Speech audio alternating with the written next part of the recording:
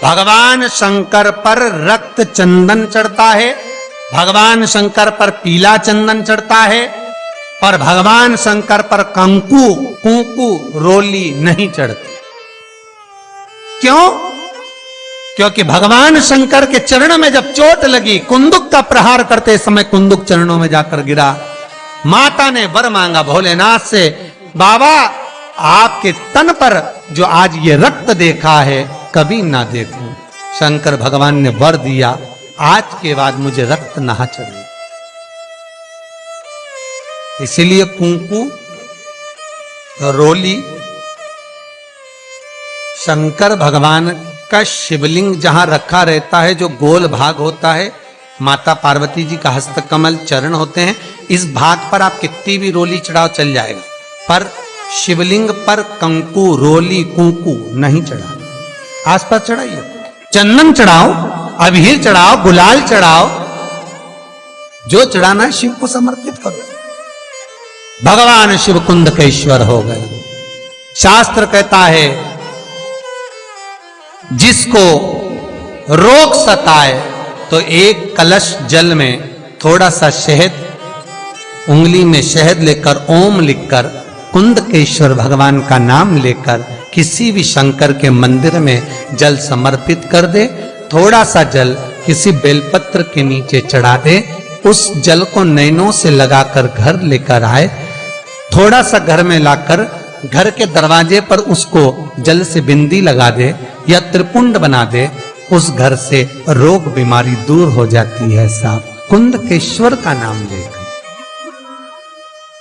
आपका मन शांत नहीं है, आज आपकी बुद्धि शांत नहीं है, आज आपका चित्त शांत नहीं है, आज आपका विवेक शांत नहीं है, बहुत क्रोध आ रहा है, चिड़चिड़ प्रवृत्ति हो रही, घर में अच्छा नहीं लग रहा, परिवार में बात कर रहे हो और मन शांत नहीं है। मैं उनके लिए भी कहूंगा कि जो भगवान के मंदिर जाते हो और मंदिर में जाकर उनको चित्त ना लगता हो, भगवान के मंदिर में पहुंचकर उनको मूर्ति का दर्शन कर कर ठीक ना लगता हो, वहां पर भी उनको श्रेष्ठता नहीं लगती, उनके लिए भी कहूंगा चावल के 7 दाने जल के पात्र में डाल लीजिए और मात्र 5 पुष्प सफेद जल के पात्र में डाल लीजिए। दुर्वा के 3 बट, एक लंबी सी, यहां तो अभी दुर्वा नहीं है, पर एक लंबी सी जो दुर्वा होती है, दुर्वा में 3 गांठ पड़े, लंबी डंडी होगी तो 3 गांठ अपने आप आ जाएगी, 3 बट वाली दुर्वा उस जल के अंदर डाल लीजिए और शंकर के मंदिर में जाकर उस जल को समर्पित कर दीजिए।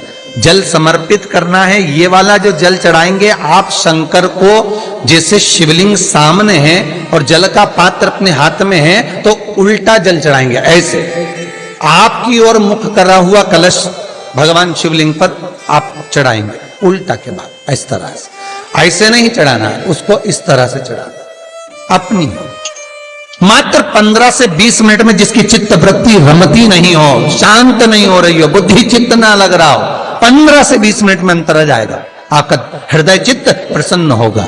और बच्चों से निवेदन है, विद्या में कमजोर है, जिनकी विवेकता विकलांगता की हो और बुद्धि काम ना कर रही हो, वो जल चढ़ाने के बाद कटोरी में वो जल झेल कर उस जल का पान करना प्रारंभ कर दीजिए महाराज।